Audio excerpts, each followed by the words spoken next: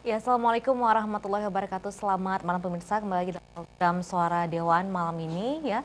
Yang tentu kali ini juga masih mengangkat mengenai COVID-19 ya. Bagaimana di sini Aceh Besar melawan COVID-19. Nah, kita ketahui bahwa setiap daerah melakukan tanggap darurat terhadap COVID-19 ini. Nah, lalu apa saja langkah-langkah yang juga dilakukan oleh Kabupaten Aceh Besar? Kita akan perbincangkan dalam Suara Dewan malam ini. Di sini sudah hadir Ketua Komisi 5 DPRK Aceh Besar, ada Bapak Muhibudin Ibrahim SE atau sering disapa dengan Ucok Sibreh. Assalamualaikum Bapak. Waalaikumsalam warahmatullahi wabarakatuh. Baik, terima kasih sudah hadir di studio Aceh TV pada kesempatan malam hari ini. Dan di samping beliau ada Ibu Rahmawati SPD, Sekretaris PMI Aceh Besar. Assalamualaikum Ibu. Waalaikumsalam warahmatullahi wabarakatuh. Baik, terima kasih. Nah, memang saat ini juga Aceh Besar begitu gencar melakukan pencegahan COVID-19 ini, dan juga PMI ya sudah melakukan beberapa kegiatan seperti penyemprotan disinfektan di beberapa tempat yang memang di tempat-tempat keramaian, dan juga masih banyak hal yang tentu dilakukan. Nah, mungkin coba saya akan kepada Pak Muhibudin Ibrahim atau Bang Pak Ucok Ucok Sibreh lah. nih ya. Bang Ucok Bang lebih. Ucok ya. Oke. Bang Ucok. Nah, Bang Ucok ini juga mewakili dari DPRK ya, Aceh Besar, Bang Ucok, yang mungkin melihat situasi saat ini. Kemudian apakah Aceh Besar juga harus waspada atau harus apa sih yang menjadi kekhawatiran yang sangat di Aceh Besar ini? Ya, terima kasih. Pertama sekali kami menyampaikan permohonan maaf ketua kami karena berhalangan, harusnya malam ini ketua DPRK yang hadir. Baik. Kemudian ketua DPRK mengamanahkan kepada kami selaku Komisi 5 yang membidangi kesehatan. Dan menyangkut pertanyaan dari Ibu tadi bahwa bagaimana pandangan pemerintah, mungkin juga DPR Aceh Besar terhadap kondisi saat ini. Mungkin yang pertama sekali kita melakukan penanganan COVID ini Aceh Besar. Karena kita sudah diwanti-wanti begitu melihat pemberitaan dan kejadian-kejadian di Jakarta, di Bogor, Bandung, dan Pulau Jawa sana. Sebenarnya dari Aceh Besar itu sudah memulai gerakan bagaimana penanganan ini. Yang pertama dulu Pak Bupati menghimbau, kami juga dari DPR menghimbau kepada masyarakat untuk waspada. Kemudian yang namanya wabah semakin merebak sampai kita lihat kondisi terakhir begitu mencekam mungkin ya. Seperti keadaan konflik, ada jam malam, masyarakat di lockdown, sampai masyarakat juga mungkin menurut pandangan saya itu kadang-kadang sudah salah kaprah juga, melockdown dengan cara-cara yang mungkin sudah tidak lazim. Tapi kita yang pertama menerima keadaan itu karena keadaan ini ya keadaan emergensi yang masyarakat pemerintah pun kadang tidak siap. Jadi respon kita terhadap apa yang dilakukan masyarakat dengan menutup semua pintu masuk di kampung-kampung, bahkan yang lebih parah menutup pintu kampung tanpa ada piketnya. Kemudian saya juga bersuara di FB saya, di media sosial lainnya agar metodenya mungkin sedikit dirubah supaya kita takutkan jangan terjadi malah bukan virus coronanya yang kena, tapi gesekan sosialnya ini yang lebih bahaya. Baik. Apa itu karena mungkin ketidaksiapan dari pemerintah juga dan juga masyarakat mungkin melihat situasi seperti ini sehingga tidak ada kontrol bagaimana tadi menutup jalan-jalan kampung, tapi tidak ada yang piket ataupun penjaganya, kemudian jam malam juga timbul pro dan kontra, ini seperti apa? Ya, dari pemerintah sebenarnya di awal kan menghimbau untuk masyarakat menghindari agar jangan di kerumunan, di keramaian, melakukan aktivitas bersama-sama, interaksi sosialnya banyak bersama-sama begitu. Itu yang dihimbau pemerintah dulu. Kemudian karena dilihat masyarakat masih tidak begitu mendapatkan perhatian ya. Tidak ada perhatian dari masyarakat sehingga pemerintah lebih intens melakukan gencaran dengan meminta seperti tutup warung kopi, kemudian tempat-tempat ibadah ada juga yang dibatasi, sekolah ditutup, diliburkan dulu, belajar di rumah. Nah, ini himbauan pemerintah di awal. Kemudian setelah banyaknya muncul pemberitaan di media sosial, di media elektronik bahwa semakin banyak korban berjatuhan, mungkin masyarakat kembali sudah mulai merasa oh ini harus betul ditindaklanjut, ini betul-betul membahayakan. Sehingga masyarakat melakukan lockdown betul-betul. Semua pintu masuk ke perkampungan, lorong-lorong saya lihat semua dikunci. Di Dan kota sebenarnya demikian. masyarakat paham tidak tentang lockdown itu sendiri, Nah, Pak? itu yang saya maksudkan, mungkin ada tidak semua masyarakat. Ada masyarakat yang tidak mengerti betul bagaimana melakukan lockdown untuk menghindari penyebaran virus ini. Baik. Oke, dan saat ini bisa kita tinjau bahwa setiap kampung sudah mulai membuka kembali palang-palang ataupun pintu-pintu yang sempat ditutup. Ya, betul. Masih ada kampung yang belum membukanya ini, Pak. Padahal tadi arahan dari Bupati Aceh Besar juga sudah jangan ditutup, harus dibuka. Itu seperti apa? Jadi kemarin itu begitu kita lihat fenomena penutupan jalan-jalan masuk ini, kemudian banyak juga masyarakat yang komplain, kemudian kita melihat dari berbagai macam hal. Kami dari DPR berkoordinasi dengan Bupati, rapat kita di kantor DPR. Dari keputusan rapat itu menghasilkan beberapa hal. Salah satunya adalah tentang harus membuka kembali jalan-jalan di pedesaan yang ditutup. Baik. Karena ini dirasakan tidak begitu perlu.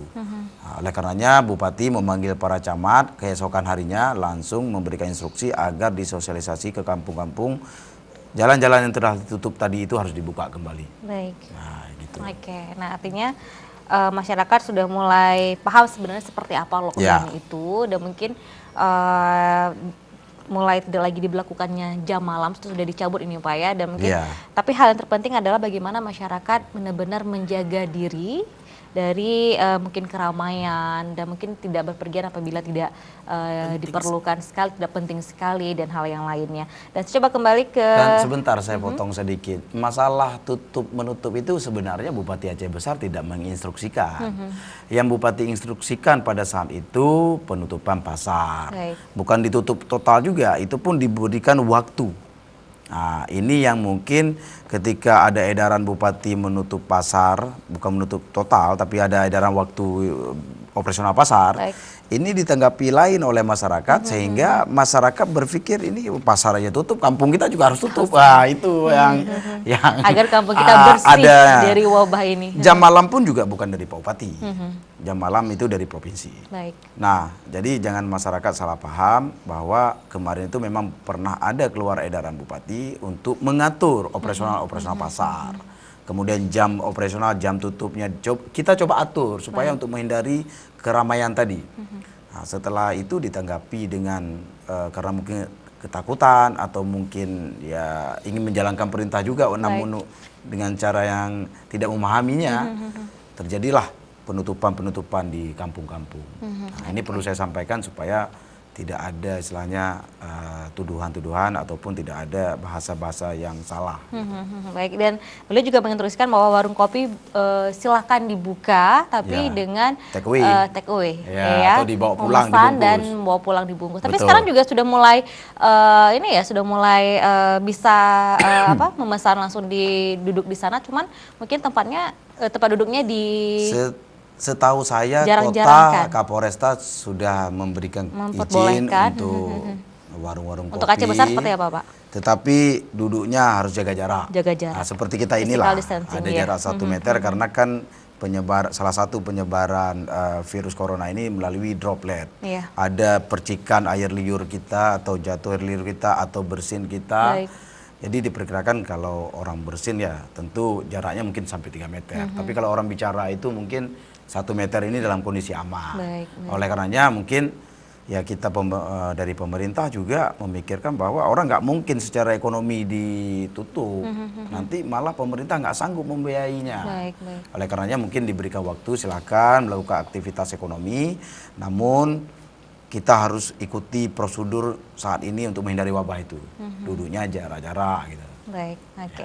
Nah, coba saya beralih ke Ibu Rahmawati, Sekretaris PMI Aceh Besar. Nah, ini mungkin Bu bisa dikatakan bahwa saat inilah PMI juga mulai menampakkan kiprahnya, ya, mulai membuka sayapnya kembali untuk melakukan kegiatan-kegiatan kemanusiaan, salah satunya dengan melakukan banyak hal untuk mencegah merebaknya pandemi COVID-19 ini. Seperti apa, Ibu?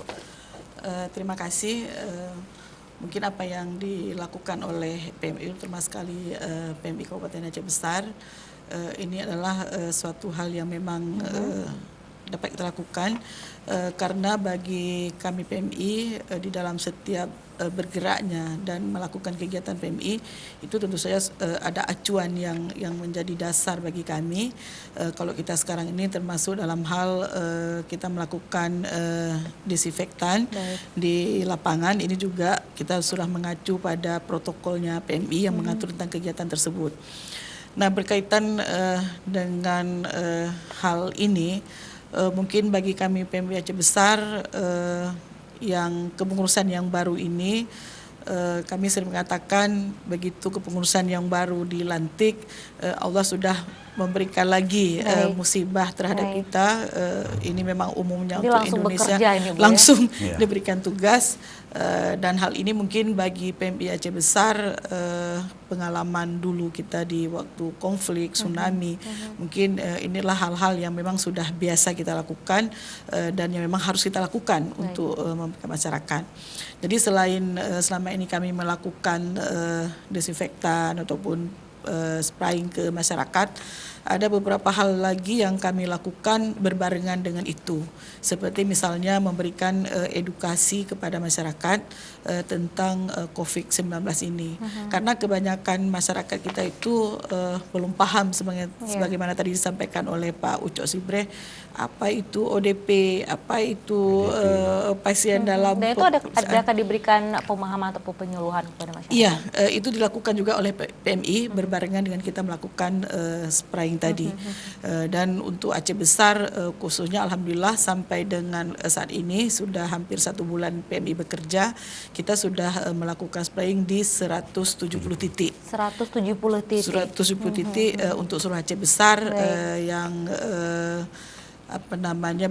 di beberapa kecamatan. Mungkin yang belum adalah kecamatan-kecamatan yang jauh dari kita, dari markas, yaitu seperti Pulau Aceh misalnya, itu belum kita lakukan, dan mungkin dalam waktu dekat ini juga harus menjadi target dan tujuan kita.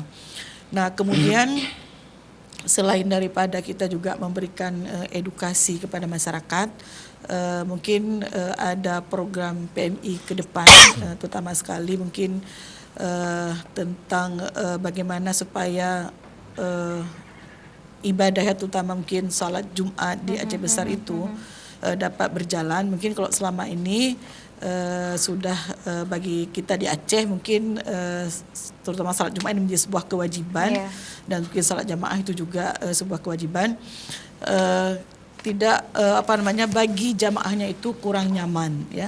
Mungkin yang akan dilakukan oleh PMI juga ke depan bekerja sama mungkin juga dengan karena kita juga sudah dibentuk gugus tugas terhadap penanganan COVID di Aceh Besar, yang dalam hal ini ketuanya lah juga Bapak Bupati dan juga melibatkan seluruh Forkopimda di Aceh Besar. Nah, mungkin kita bekerja sama dengan pemerintah daerah, mungkin namanya juga ada DPR di dalamnya. Itu juga mulai Jumat depan ini kita akan melakukan pemeriksaan, terutama pemeriksaan suhu terhadap jamaah yang akan melakukan salat Jumat, dan juga kita akan memberikan masker, dan salat Jumat itu dapat dilaksanakan seperti biasanya. Mungkin kalau namanya salat kita salat itu kan tidak duduk 1 meter. Mungkin salah satu upaya yang kita lakukan mungkin dengan pengamanan atau kenyamanan terhadap jamaah, sehingga jamaah itu tidak perlu merasa takut ke masjid dan sebagainya. Mungkin itu yang sudah kita lakukan selama ini. Oke, nah mungkin juga kita memberikan sekali mungkin edukasi juga kepada masyarakat ataupun pemirsa di rumah, hal-hal apa saja yang harus dilakukan untuk setidaknya menghindari penyebaran COVID-19 ini, mungkin dari memakai masker dan yang lain. Ya, mungkin edukasi yang kita lakukan yang pertama sekali adalah hal-hal yang bisa dilakukan sendiri oleh individu yang maksudnya yang tidak memerlukan teknik khusus, seperti mencuci tangan, bagaimana ada 6 langkah kita dalam mencuci tangan, kemudian juga kalau kemana-mana kita harus memakai masker dan sebagainya. Bahkan kami juga hari ini PMI bekerja sama dengan dinas yang ada di Kota Aceh Besar mencoba mengumpulkan beberapa masker yang kita jahit, mungkin itu yang juga Masker akan kain artinya ini ya ya? masker kain yang akan kita berikan kepada masyarakat. Jadi setiap masyarakat keluar dari rumah dia itu harus memakai masker. Dan saya pikir juga itu instruksi yang tadi malam sudah disampaikan oleh juru bicara kepresidenan bahwa masker kain itu ternyata lebih kuat untuk menahan virus dibandingkan dengan masker N95 yang selama ini digunakan oleh pihak kedokteran. Nah, kemudian juga kami menempelkan stiker-stiker. Jadi PMI hari ini juga mencetak stiker besar-besar tentang yang di dalamnya adalah isinya yang pertama mencuci tangan yang saya sampaikan tadi, kemudian bagaimana juga dia bisa mengenal seseorang itu sudah terinfeksi. Misalnya ada bersihnya tadi seperti Pak Ucok tadi, batuk-batuk dan sebagainya.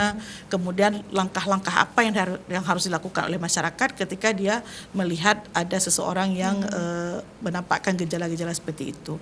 Jadi di poster itu ada 3 pesan kita. Yang pertama mencuci tangan, kemudian yang kedua bagaimana mengenali orang-orang yang terinfeksi dengan virus ini, dan kemudian langkah apa yang harus dilakukan oleh masyarakat. Nah, kemudian juga dalam kita rencanakan dalam minggu ini dalam rangka kita menyiapkan program yang kita sampaikan tadi bagaimana memberi kenyamanan kepada jamaah yang akan sholat Jumat, mungkin kita akan bekerja sama juga dengan remaja masjid. Jadi nanti remaja masjid ini akan dilatih oleh PMI, yang pertama bagaimana dia melakukan desinfektan paginya, kemudian nanti di saat jamaah menuju ke masjid, kita ajarkan bagaimana memeriksa suhu badan dari jamaah. Mungkin kita ajarkan tanpa harus memakai alat. Memakai alat yang PMI mungkin selama ini walaupun masih sangat terbatas, mungkin kita rencanakan juga kalau memang hari ini di puskesmas kita sudah tersedia alat tersebut pengukur suhu, mungkin kita akan ajak juga puskesmas yang ada di kecamatan-kecamatan. Jadi untuk mempercepat, karena ini kan sholat jamaahnya kan sholat Jumat ini kan orang datangnya kadang-kadang bersamaan kemudian sebagainya. Nah, setelah kita ukur nanti suhunya, kemudian ternyata suhunya tidak berada di atas 38, maka kita berikan masker untuk dia melanjutkan sholat Jumat. Tapi kalau nanti setelah kita ukur suhunya, kemudian ternyata dia mempunyai suhu di atas 38, itu dengan segala hormat kita minta maaf untuk supaya memberikan kenyamanan kepada jamaah lainnya. Apakah ini si jamaah ini pulang ke rumah atau dibawakan ke puskesmas? Iya, bisa dibawa ke puskesmas untuk diperiksa, siapa tahu mungkin memang kadar suhu badannya seperti itu. Baik, Iya. Nah, pemirsa di rumah kita akan lanjutkan lagi bincang-bincang kita usai pariwara berikutnya, tetap bersama kami dalam Suara Dewan.